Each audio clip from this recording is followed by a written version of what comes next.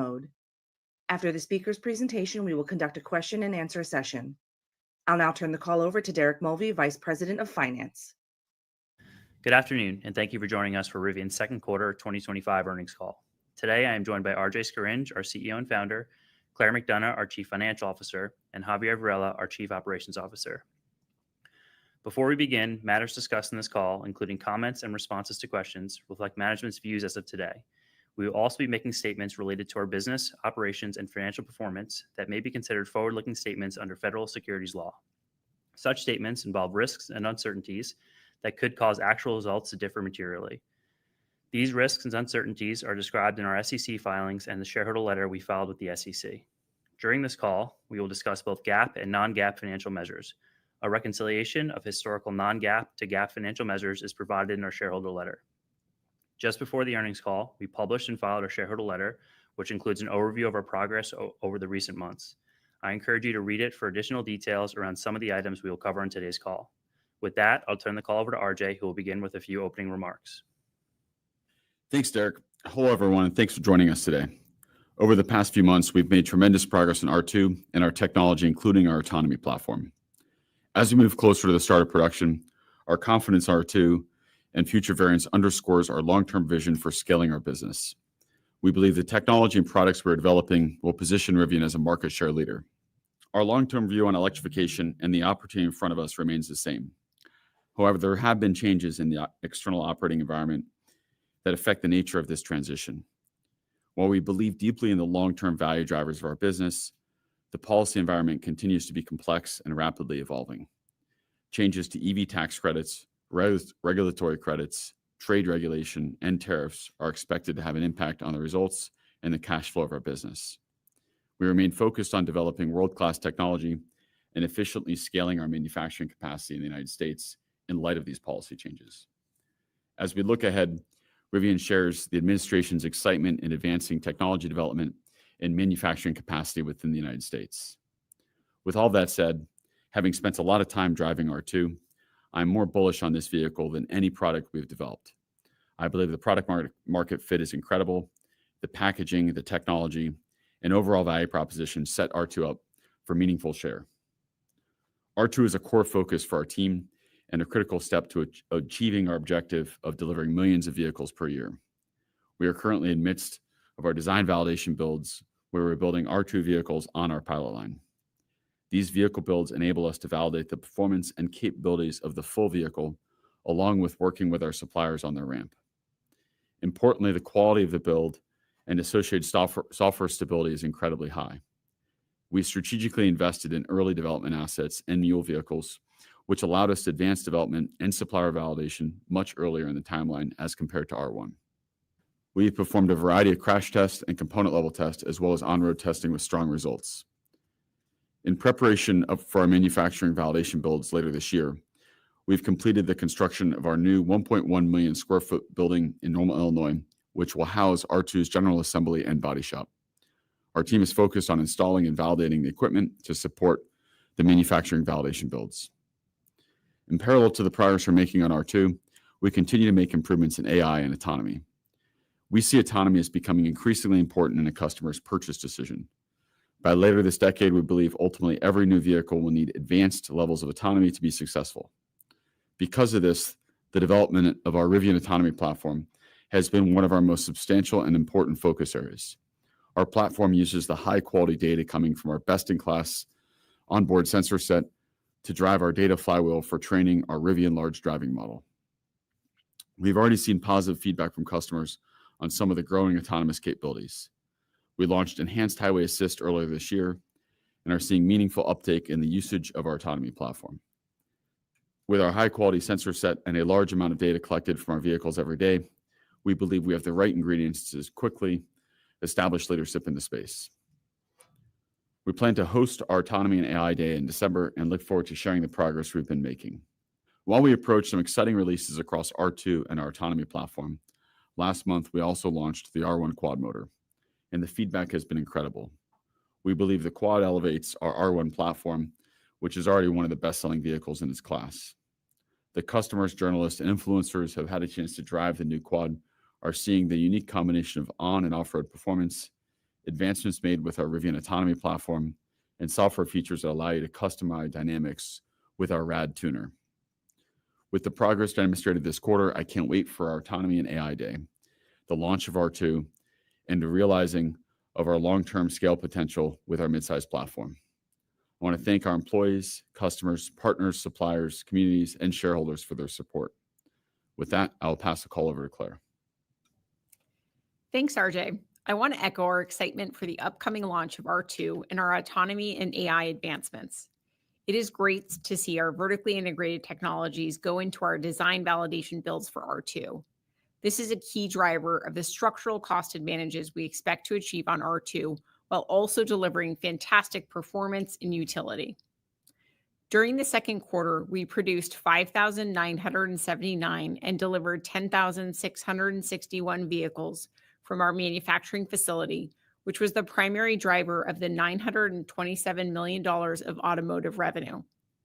We saw a significant decrease in production volume compared to the first quarter as a result of a variety of supply chain related complexities, partially driven by shifts in trade policy.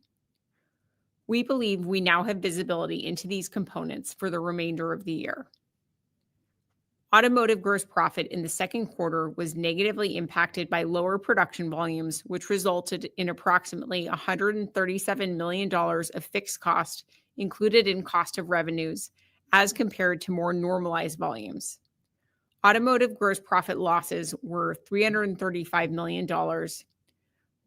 Our software and services segment reported another strong quarter with $376 million of revenue and $129 million of gross profit. About half of the revenue within software and services was a result of the software and electrical hardware joint venture we created with Volkswagen Group. We also experienced strong growth in gross profit contribution from remarketing, service, accessories, and charging. Our consolidated revenue was $1.3 billion and gross profit losses were $206 million. Included in this was $185 million of depreciation and $37 million of stock-based compensation expense.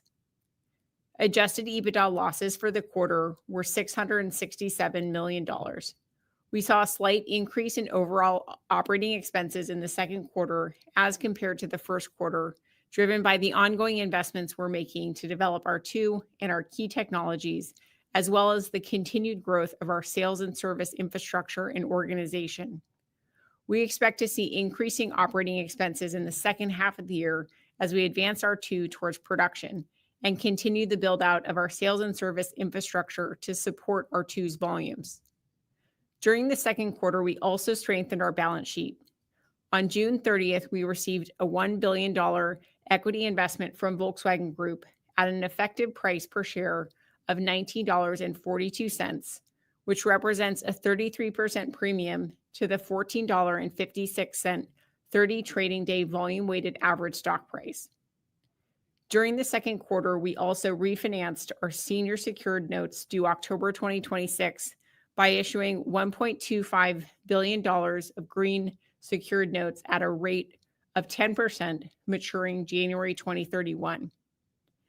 In addition to the $7.5 billion of cash and cash equivalents and short-term investments reflected on our balance sheet, we expect to receive up to an additional $2.5 billion of incremental capital associated with our joint venture transaction, as well as an up to $6.6 billion loan from the Department of Energy associated with the build-out of our Georgia facility.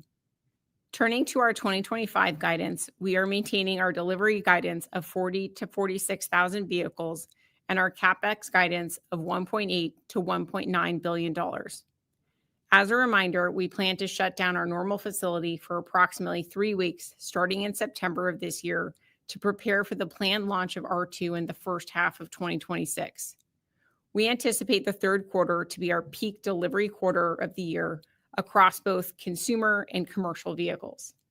As RJ mentioned, while we believe our long-term opportunity to drive meaningful growth and profitability remains strong, some of the recent policy actions will have an impact on our results and cash flow of our business.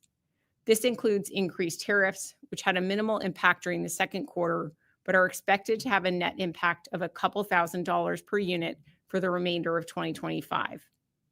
In addition, due to changes in certain regulatory credit programs, we do not expect to earn revenue from these programs for the remainder of 2025. We expect total 2025 regulatory credit sales to be approximately $160 million as compared to our prior outlook of $300 million. As a result of the changes in our regulatory credit outlook, in addition to our second quarter results, we expect our gross profit for the full year 2025 to be roughly break even.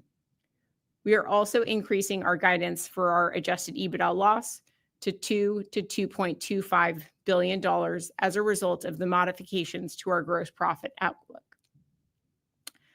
Our focus remains on cost optimization and efficiently scaling the business. We are actively studying tariff mitigation strategies to best position the company, especially as we look ahead to the Section 232 automotive tariff offset, which ends in April 2027. We remain steadfast in our belief that R2 and our technology development will be truly transformative for our growth and profitability. I'd like to turn the call back over to the operator to open the line for Q&A. For the Q&A section of today's session, we'll be utilizing the raise hand feature. If you'd like to ask a question, click on the raise hand button at the bottom of the screen. Once prompted, please unmute yourself and begin with your question. As a reminder for today's call, we will allow one question and one relevant follow-up.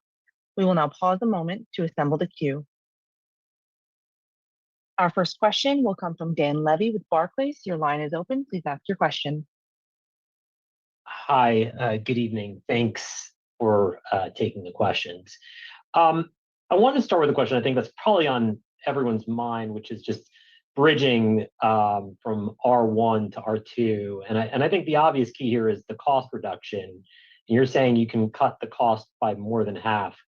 But maybe you can just remind us again, about what are the things in R1 that won't recur? And, on the flip side, you're talking about things like sourcing and contracts that can help on R2. What is the conviction that you can get the required cost reduction from these items to get appropriate economics on R2? Thanks, Dan, for the question. This is incredibly important and it's been an absolute core focus for us as a business as we've been developing R2. And if you think about the cost on the vehicle, there's two major drivers. The first is our bill of material costs. So it's the cost we're paying all of our suppliers for the components going into the vehicle. And the cost of those components reflects how the vehicle is being designed, how the systems are being integrated.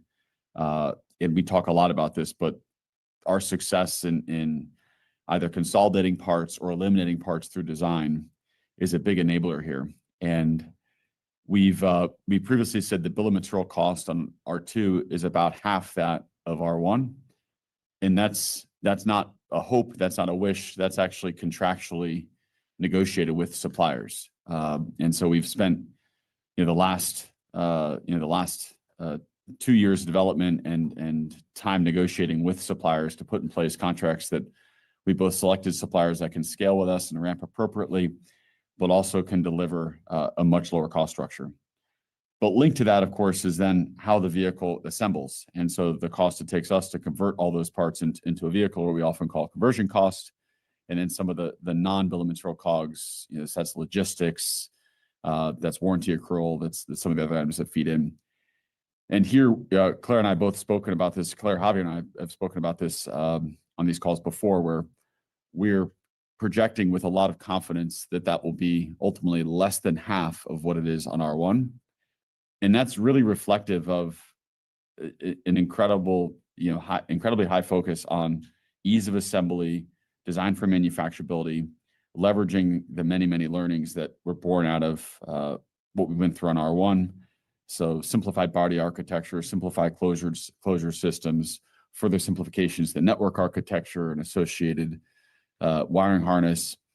And, in totality, what that gives us is a vehicle with a much lower cost basis, which supports the dramatically reduced pricing of R2. And of course, it should be said, R2 is a meaningfully smaller vehicle than R1.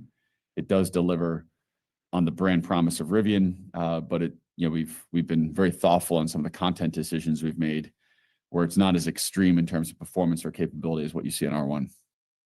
And if I may add, RJ, today we have the R2 100% sourced, so it's a fact. We know the prices of our components, and we can confirm this 50% reduction. Okay, great. Thank you. As a follow-up, I think related, a year ago at your Investor Day, you outlined a path to EBITDA break-even in 2027. We've obviously seen a number of changes since then with lower regulatory credit environment, as you're talking about, tariffs, the loss of the EV tax credit. So question is what are the areas in which you need to pivot the business now to still see that path to eventually reaching EBITDA positive? And how much more does this make licensing deals, other partnerships with automakers on the tech side, more of a necessity to ultimately get to where you need to be on the EBITDA margin side? Thanks, Dan. As you know, our objective is to drive to positive EBITDA as a result of the full year R2 production and strong software and services performance that are anticipated as we look ahead to 2027. And so as you look at the relative contributing factors there, while there certainly have been meaningful headwinds as we look at some of the policy implications that are in play today relative to the conversation that we had about a year ago as part of our Investor Day, we're working across a number of cost efficiency initiatives in the business to drive and scale the business as efficiently as possible. And maybe I'll invite RJ to talk to some of the opportunities as we think about the continued growth and development of our software and services and future opportunities with other potential OEMs as well. Yeah, we talk a lot about R2 as being such an important inflection point for us in terms of volume and scale, and of course, along with that, significantly widening the aperture of addressable market with its lower price point. But a lot of what feeds into that is the technology we're developing, and on the vehicle software side of things, of course, we have a joint venture and software licensing deal that we put together with Volkswagen Group that continues to progress really nicely. And to be able to deploy our software stack and associated topology of ECUs across such a wide range of vehicles in terms of price point, configuration, and market with Volkswagen Group really serves as an outstanding demonstration and really existence proof that we as a company are able to do that into a complex, large existing business. And so certainly we do believe there's opportunities above and beyond the relationship with Volkswagen Group for further licensing of our software and technology. And then beyond that, we also see opportunities emerging with a lot of the work that we're doing in our autonomy stack. And we're investing very heavily into that. As I said in my opening statement, this is an area of the business that we're very excited about. Customers are going to start to see the fruit of a lot of this hard work that's gone in terms of building a robust data flywheel. We put onto our Gen 2 R1 vehicles a world-class sensor set. We have more megapixels of cameras than any other vehicle on the road in North America. We couple that with an outstanding imaging radar, and that's feeding a really powerful data training flywheel that's going to start to really demonstrate significant capabilities in terms of higher levels of autonomy. And so we do see that as another avenue for us in the long term. But core to all that is to make sure that the technology we're developing, vertically in-house with our teams remains really front of the curve. And if we continue to do that as we have, we do think there's a lot of opportunities there as well. Great, thank you. Our next question will come from Adam Jonas with Morgan Stanley. Your line is open. Hi, thanks everybody. My first question is on the $6.6 billion loan with the Department of Energy that's associated with the build out of Georgia. Can you confirm, has any of that loan been drawn? And is there a scenario where you would decide not to draw on that loan? Because from the readings of the shareholder letter, I don't see much of an update on CapEx going into the build out at this point. But just maybe kind of where are we on that? What's your thinking on that loan? And then I have a follow-up. Sure, thanks, Adam. So as it pertains to the Department of Energy loan, it's more of a construction finance, project finance based loan. And so it does require Rivian to be deploying capital on site in Georgia. We have not yet started construction of the site. And so that precludes us from having the opportunity to draw on that loan as we sit here today. And as we look at the future roadmap, the attractive cost of capital that the Department of Energy loan affords Rivian is something that's quite attractive to us. So we do intend to draw on that loan as we look to expand our manufacturing base in Georgia. Okay, thanks, Claire. Just as a follow-up, you spun off Also Inc. in March of this year, your micromobility unit. You seem to have attracted some pretty serious talent to that unit as well. And I think there's probably more announcements to come there, I would assume. Aside from the minority stake held by Rivian, and maybe you can confirm how big that is there any other relationship between Rivian and Also Inc.? And how much time, RJ, are you spending on this entity with your current role as chairman? Thanks. Yeah, thanks, Adam. We had a skunkworks project within Rivian that was looking at essentially to the question of how do we electrify the world? What's necessary? And a natural conclusion of that is, of course, there's markets like the United States and Europe that are very vehicle centric, but not only within those markets, but beyond those markets, much of the world moves on things that look very different than cars. So 2-wheel, 3-wheel, even 4-wheel quadricycle type products. And so the initial effort that when it was housed within Rivian was to look at ways that we could take this technology base that we developed and apply it into the micromobility segment. As we were doing that, we realized the market opportunity was very significant, and in fact, bigger than we had originally anticipated, and took the decision to move that outside of Rivian. Rivian is still a significant shareholder, but allow it to secure outside capital and allow its brand trajectory and company trajectory to look at markets differently, positioning differently than the Rivian product line. And what's been really interesting is just the scale of that in terms of what it represents in number of vehicles is really exciting. And so Rivian, as you said, is still a very significant shareholder, just under 50% ownership in this entity. But we continue to have a lot of the technology that Also is using leverages some of the core of what Rivian built. And when you think of the opportunity, I think there's going to be ways that we can be really creative, where we see the Rivian product line and the Also product line coming together. We often think about them as two Avengers. They're both fighting for the same mission. If you want to electrify the world, of course, Rivian's part of that. We hope to inspire competition in the vehicle space, but we also, hence the name, we also need to electrify a lot of other things, 2, 3, 4-wheel things. And that's why that company exists. Our next question will come from Mark Delaney with Goldman Sachs. Your line is open. Yes, good afternoon. Thank you very much for taking the questions. I think Rivian's COGS per vehicle went up about $22,000 sequentially. Can you elaborate more on what drove that and to what extent these are temporal relative to sustained costs? And then you spoke about taking costs down by more than 50% with R2 compared to the R1. So I'm hoping to better understand if there are some sustained higher cost levels you're seeing with the R1. Does that change the absolute cost that you expect R2 to come in at?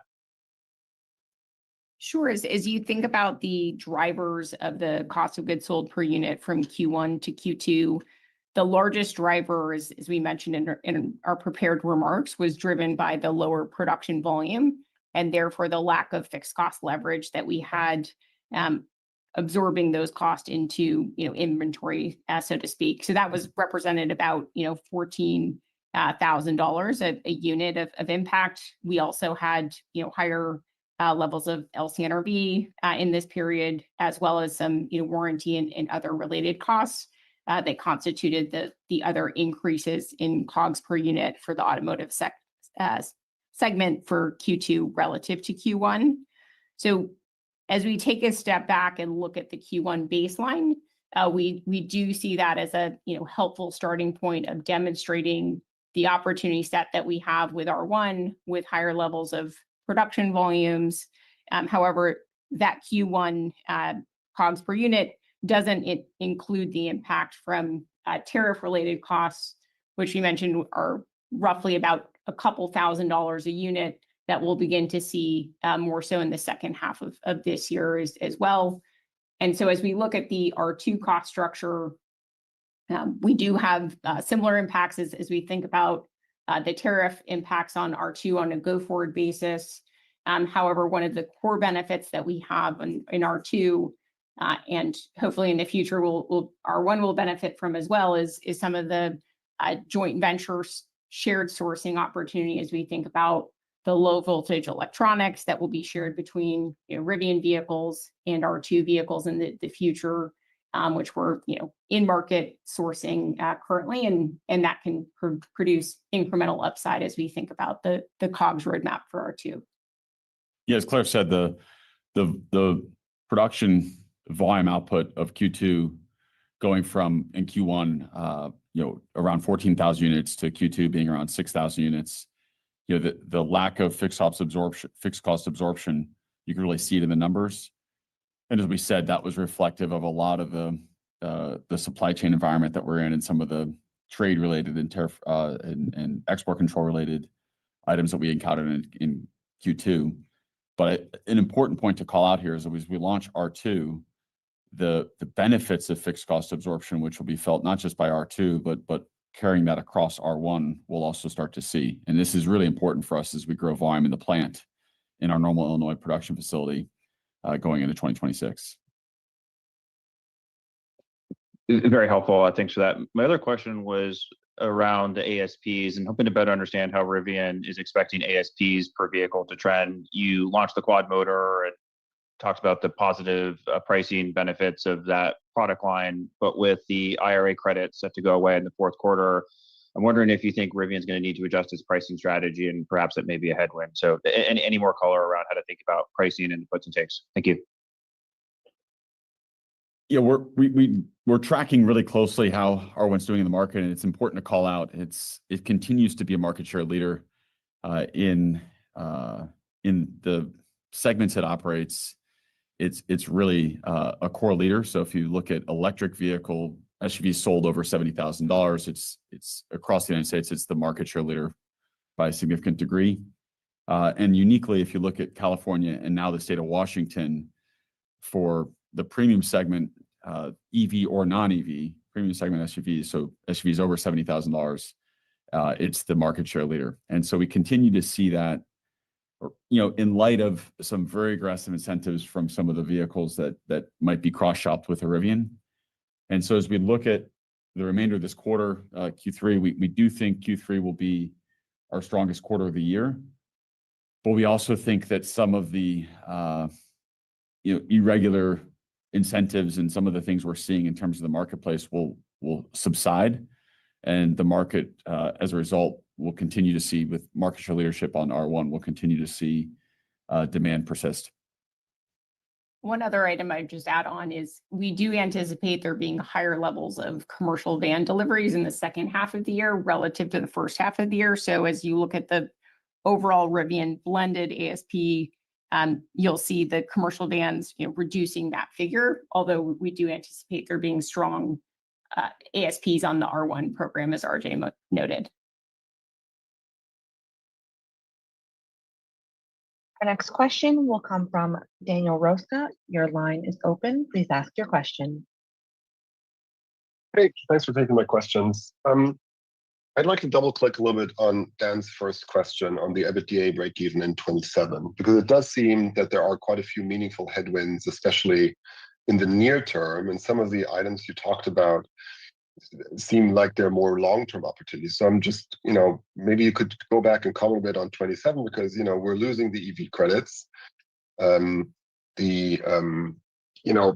of the IRA and purchase incentive could be almost 10 to 15% of an R2 purchase price. The Volkswagen partnership, if I recall correctly, doesn't have financial upside other than the disclosed amounts that are kind of baked into the guidance.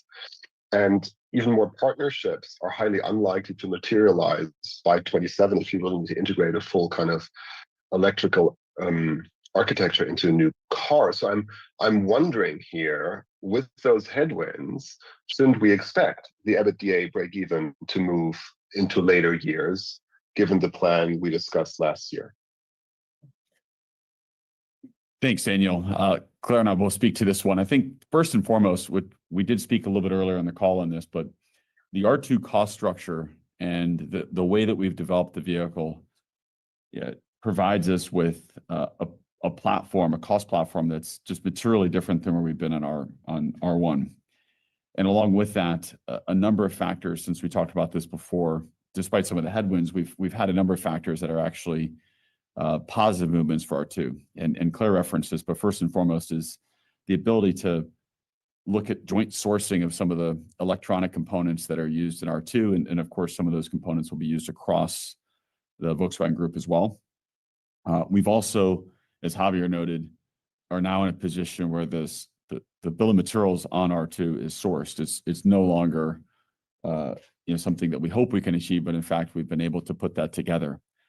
And as we now look at continuing to grow those relationships with suppliers and thinking about 2027 beyond, the whole supply base, ourselves, everyone has been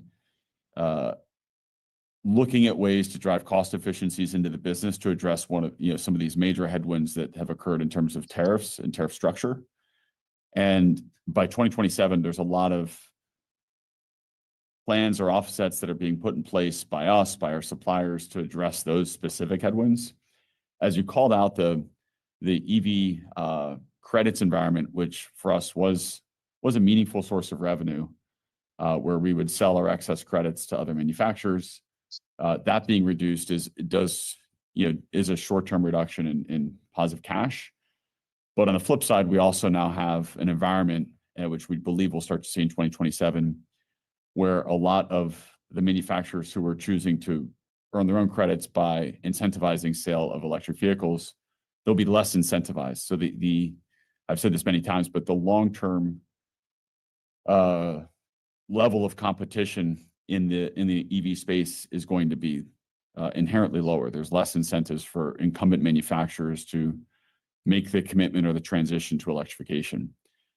And when we look at all those things together, there's of course some puts and some takes, but we still believe achieving the 2027 positive EBITDA is the target we need to be driving towards. Is what Claire talked to. We're pushing extremely hard to get there, and recognizing that we have time to react to some of these changes.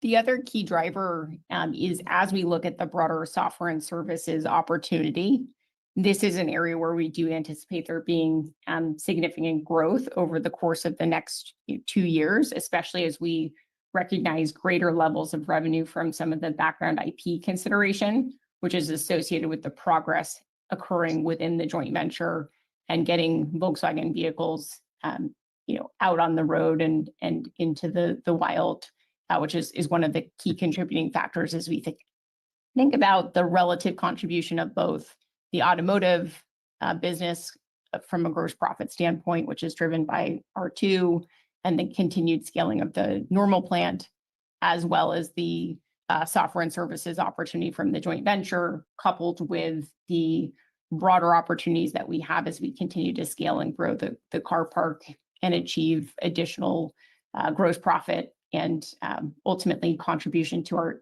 EBITDA target from things like our remarketing program and the sale of used Rivians, from our charging network, from the growth of our service infrastructure, financing, insurance, and in future state, autonomy is another driver of some of that roadmap as well. Great. That's very helpful. Thanks. And maybe, RJ, you referenced it a bit when you talked about the competitive environment for the R2.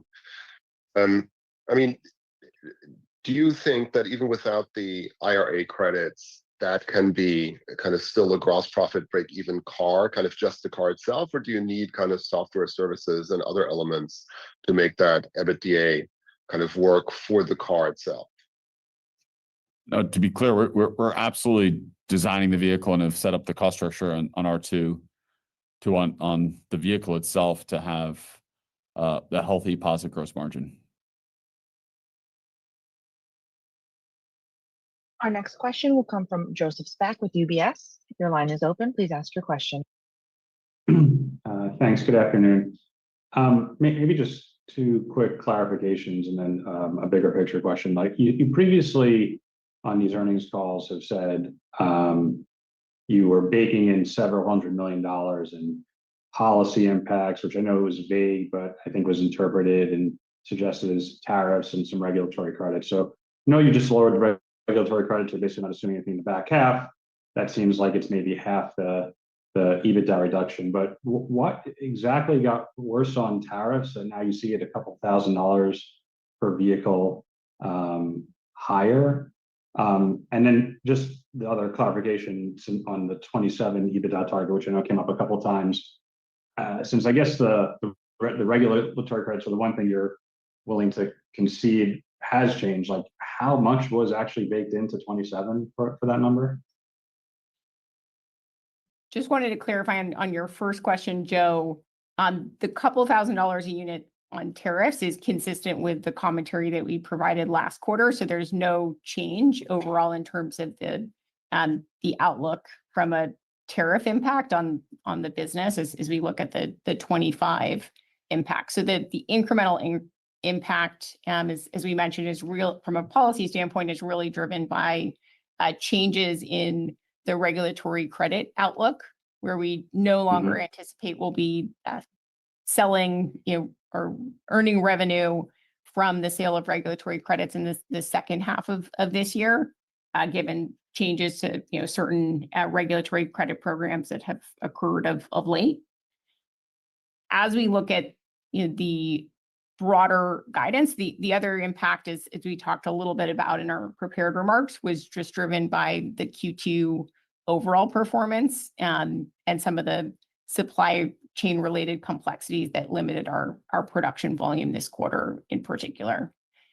As we look at 2027 EBITDA, we're not going to get into specifics in terms of what was in and is now in the overall outlook from a regulatory credit standpoint. We fully acknowledge that the bar has risen given some of the policy related headwinds that we're now working through as a business. But our objective is to continue to drive towards positive EBITDA through a number of ongoing initiatives to drive cost efficiency into the business and to ensure that we have an efficient ramp of R2.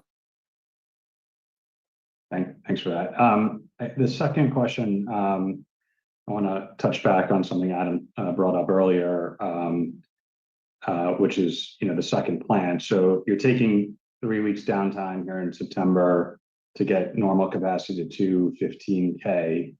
You're currently producing at, I don't know, probably below 20% of that utilization right now. So I realize it's not fair because you have much higher volume hubs for the R2, but I guess at what level of utilization do we need to see it normal before you really start thinking about commissioning Georgia? It's Joe, it's a great question. We think about the normal facility. We've talked about this a lot in the past. It's ultimately going to be producing R1, R2, and our commercial van. And as we look at some of the variants on the R2 and R2 platform, what that does with bringing on the Georgia facility is it not only expands capacity, but allows us to build some of these additional variants and further grow both the addressable market and importantly, fill in where we see some real volume opportunities. But with regards to Georgia, we are building that across 2 phases, and we're going to be starting construction on the Georgia facility. In terms of the building, of course, a lot of work has happened on the site and preparing the site, in close partnership and in conjunction with the state of Georgia. But we're starting going vertical on buildings in the early part of 2026.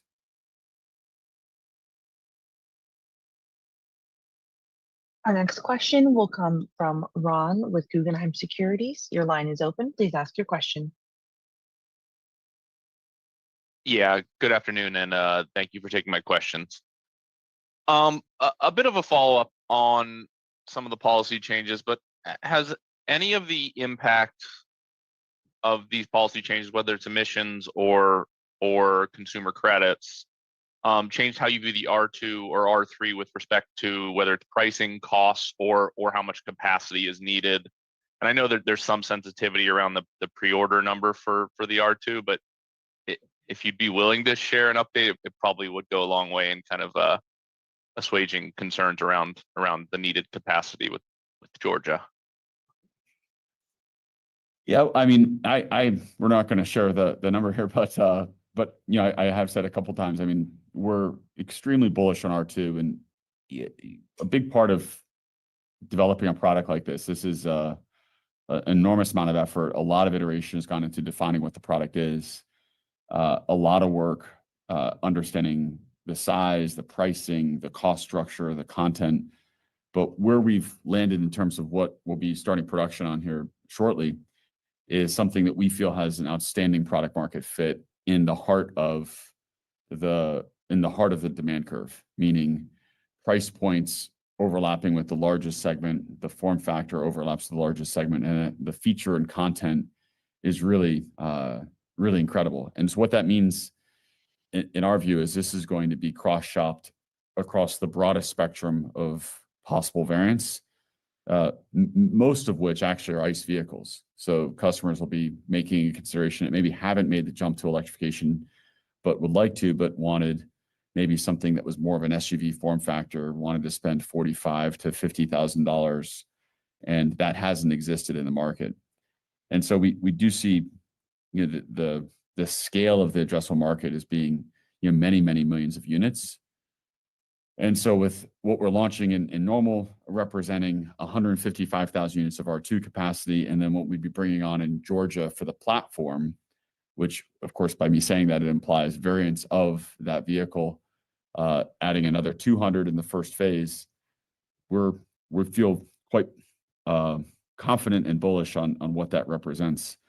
It's also worth noting that, and we've said this in the past quite a bit, the R2 and the platform are designed to support both the US and European markets. And so not only will be opening up this vehicle across many more price points in a much bigger addressable market in the United States, but ultimately this platform is going to support opening up you know, access to a very large market, which is Europe. And so, of course, you know, follow-up question, I'm sure what you're thinking now is, you know, what do we think about US EU trade relations and what is going to happen there? We're watching that very closely. Certainly, there's been some, you know, positive movements on that for us, being that we'd be exporting these vehicles from the United States to Europe, but we have to continue to watch that very closely. Yeah, no, I appreciate that. And then on the technical aspects of your approach to autonomy, excited to see what you have in store for us later this year. But some of your competitors are opting for camera only, as you're well aware. Some are opting for more hardware heavy approaches with LiDAR or even beyond that in terms of the hardware required. I guess what gives your team confidence that your early sensor fusion approach to autonomy is the correct one? Yeah, I think it's an important question. I do think that this question of what's the sensor set topology gets more attention than it really should. I think the approach of using an early sensor fusion, which is just a different way of saying an AI-centric approach, meaning if you think of like how systems were developed prior to 2021, and when I say systems, essentially every self-driving platform developed prior to the use of transformer-based encoding, was you would have a set of sensors that may include more than just cameras, but whatever that set of sensors is, each sensor would identify objects, classify those objects, and associate vectors with those objects. And all those identified objects and their associated vectors would then be passed to a planner, and you'd make a whole series of rules-based decisions around what the vehicle should do and decisioning around which sensor set to actually follow or trust. In that late fusion process, you know, had some of the challenges I think you're alluding to of having, you know, to decide around what's your primary sensor path and what are the risks and associated challenges with using some of the other sensors. As you move to something that's much more AI centric, you have to think of it very differently. Think of it as is you have an enhanced view of the world, an enhanced view of reality as early as possible. So raw feeds going directly into inference. You can create a better understanding of the situation and the circumstance.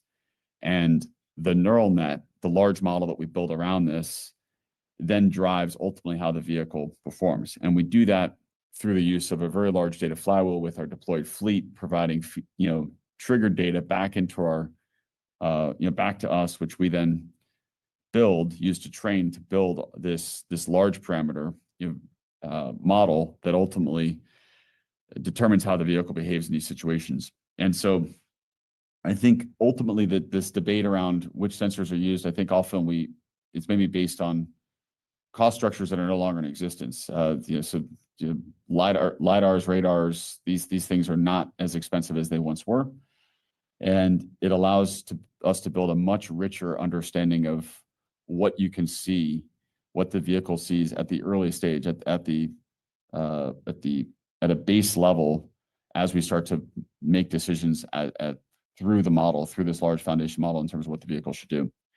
And I often draw the analogy to say what's helpful here is it's accretive, meaning if the sensors get better, you don't throw away the model as we once did. The model has a more precise understanding of the world. And the best example is, imagine you learned how to drive without glasses and you had poor vision, and then suddenly I handed you a pair of glasses. It wouldn't be as if everything you knew up until that point was obsolete. In fact, you would just have a more accurate view of the world and be able to make better decisions through your neural net, through your brain, which has processed how the world behaves and drives. And so it's no different as you increase the quality of the cameras. That's both in terms of breadth of performance, low light to high, bright light, then also details in the camera. So increasing levels of megapixels, which is important for us. We go from 55 megapixels in R1 to 65 megapixels in R2.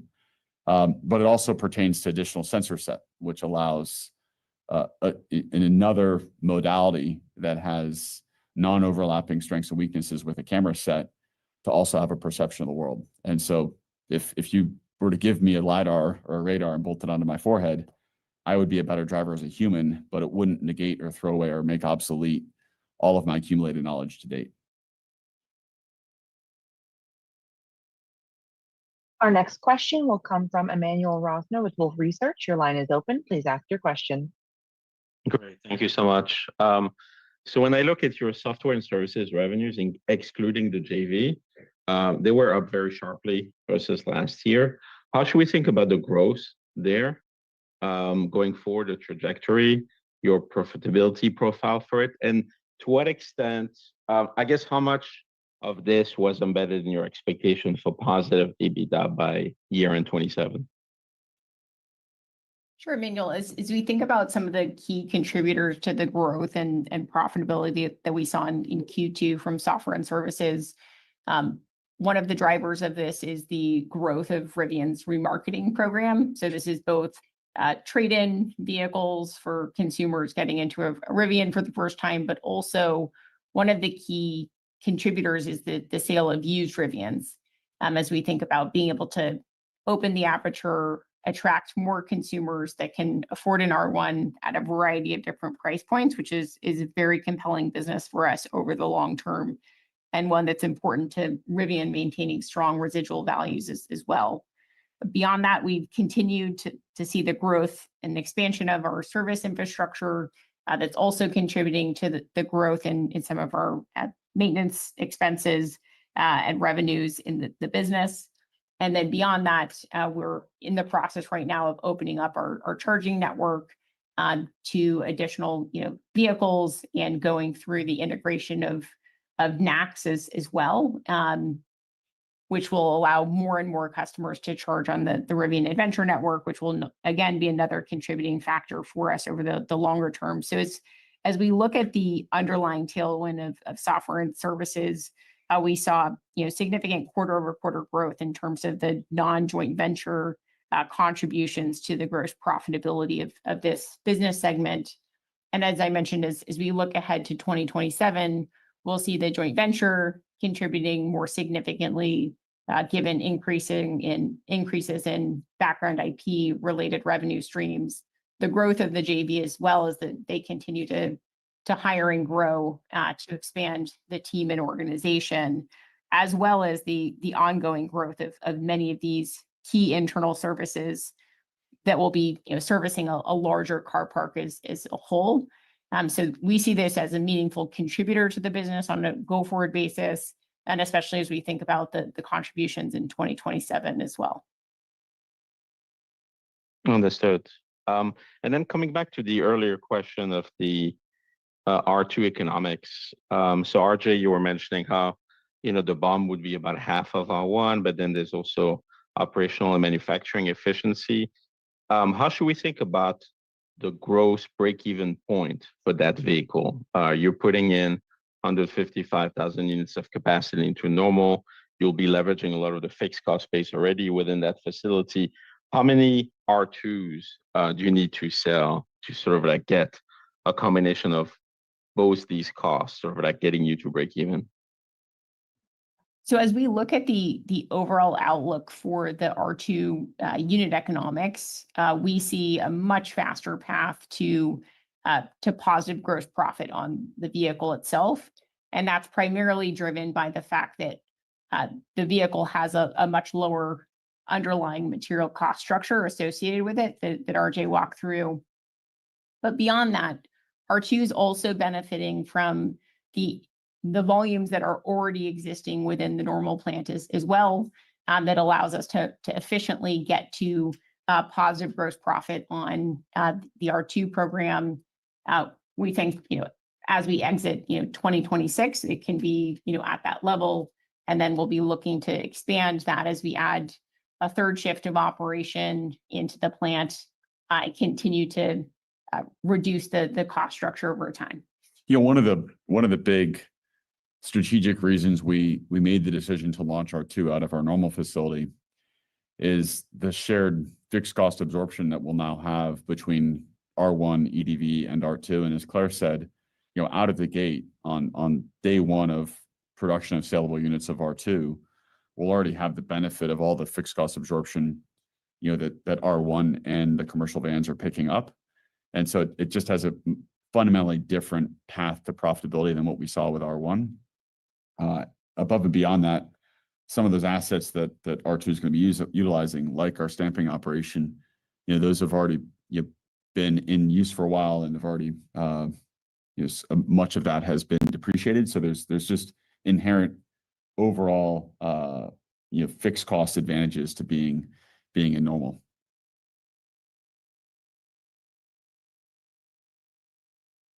Our next question will come from Andre Shepard with Cantor Fitzgerald. Your line is open. Please ask your question.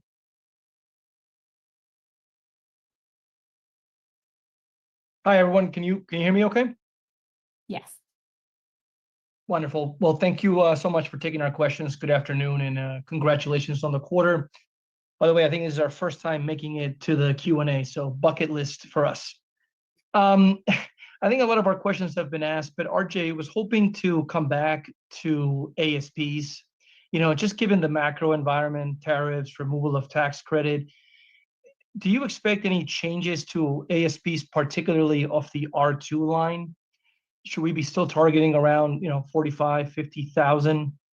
Any color there would be helpful. Thanks. Yeah, so as we look at ASPs through the course of this year and then into R2, Claire referenced this before, but on a consolidated basis for the whole business in the second half of the year, we are going to be selling more vans. So that will have the effect, on a full consolidated basis of pulling our average selling price down for the whole business. But it's important to pull that apart. So the R1, we've now launched our quad. The demand on that has been strong. We also have our tri-motor. Demand on that has been very strong, particularly as a percentage or take rate, if you will, across the whole fleet. And so we do see positive movement on ASP for R1 through the end of the year, which is really encouraging. And translating that into what we see with R2 has a range of different variants. And so we often talk about the entry price or the starting price being at 45, but there's a middle spec variant, there's a top spec variant, there's what we'll be launching with, which will be a more premium version of the vehicle.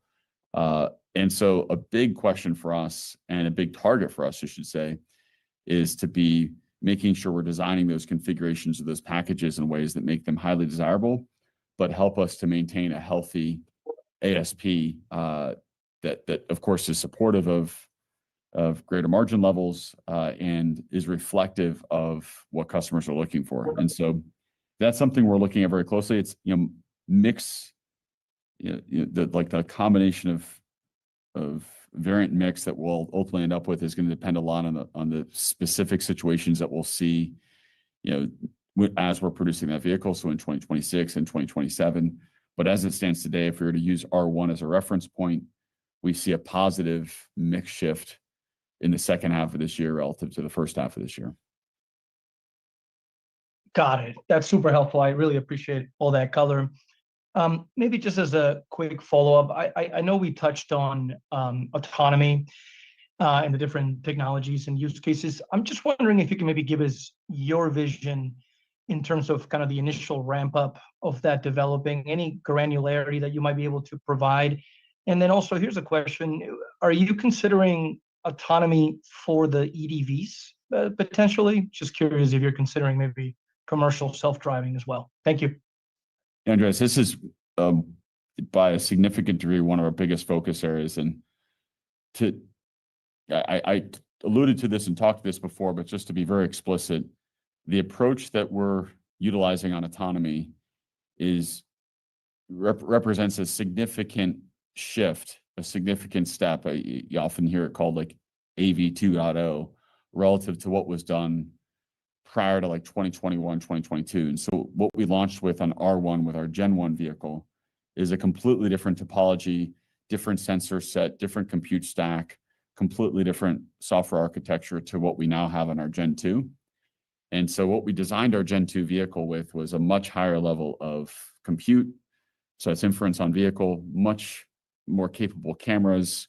We brought all that perception stack, the camera set in-house. Of course, we designed the compute platform to support that really rich camera set that I talked about earlier. In the case of R1, that's 55 megapixels of cameras with outstanding breadth of performance.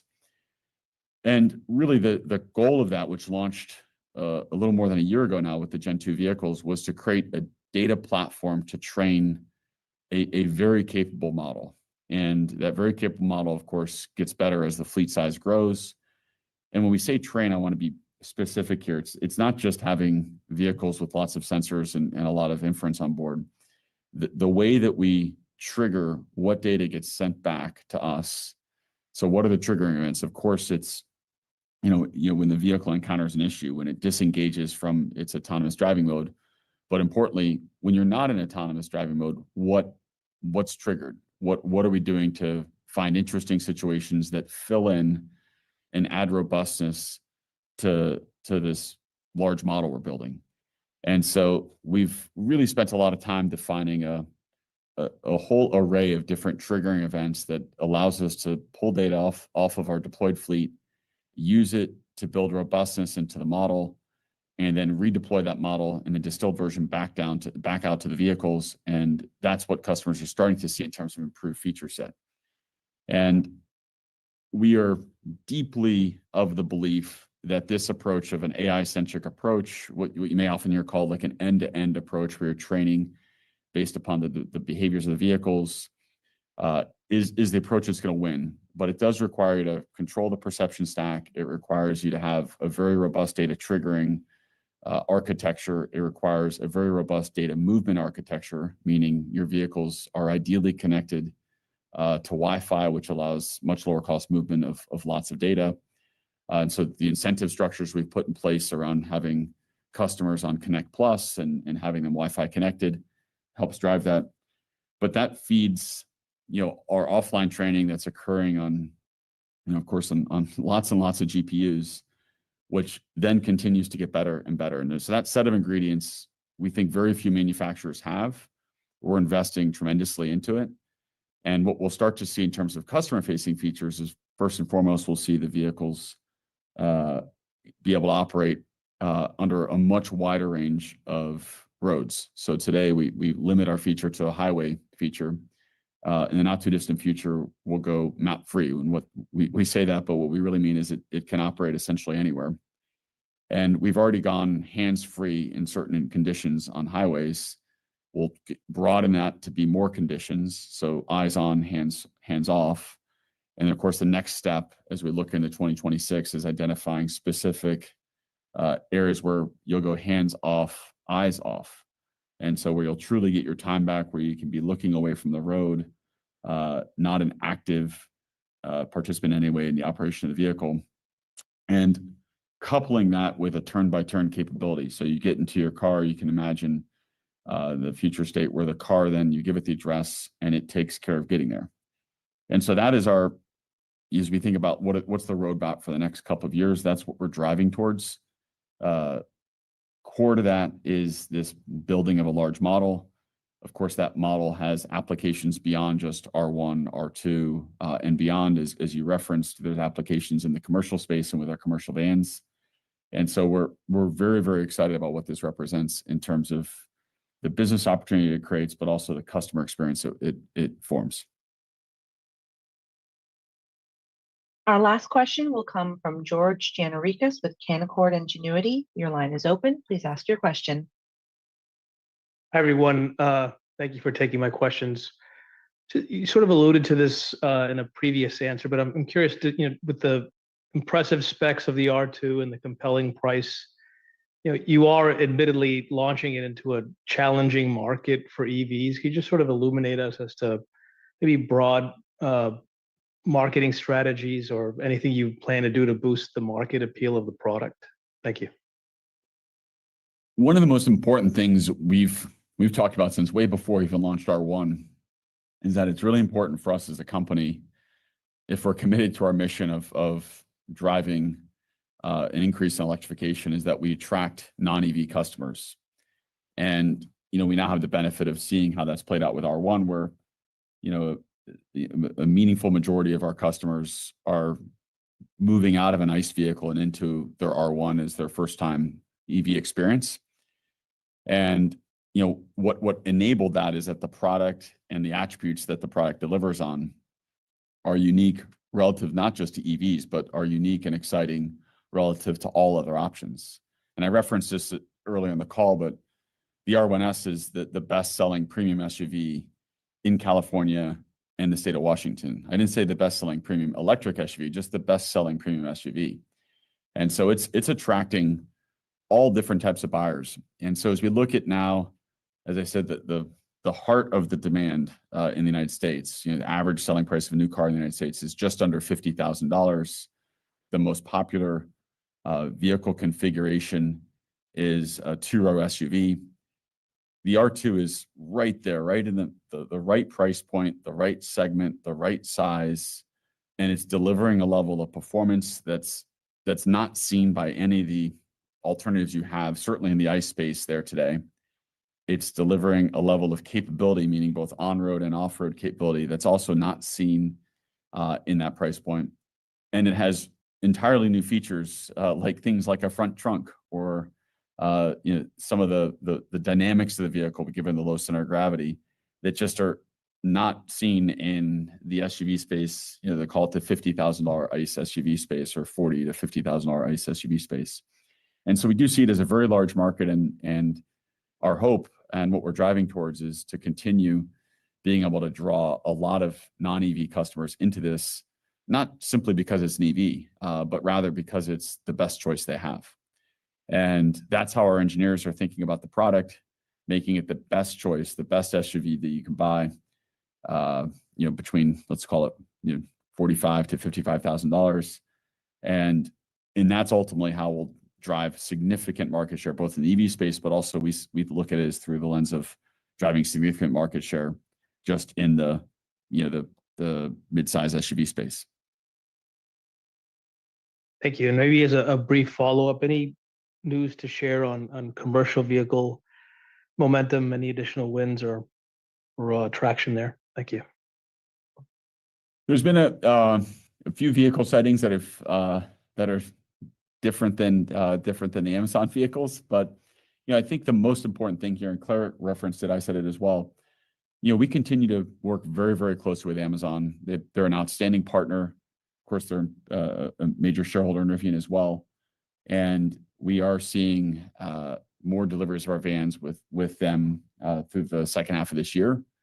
The partnership continues to be very healthy, great close relationship with the users of the vehicles, the drivers of the vehicles, and the operators of the vehicles.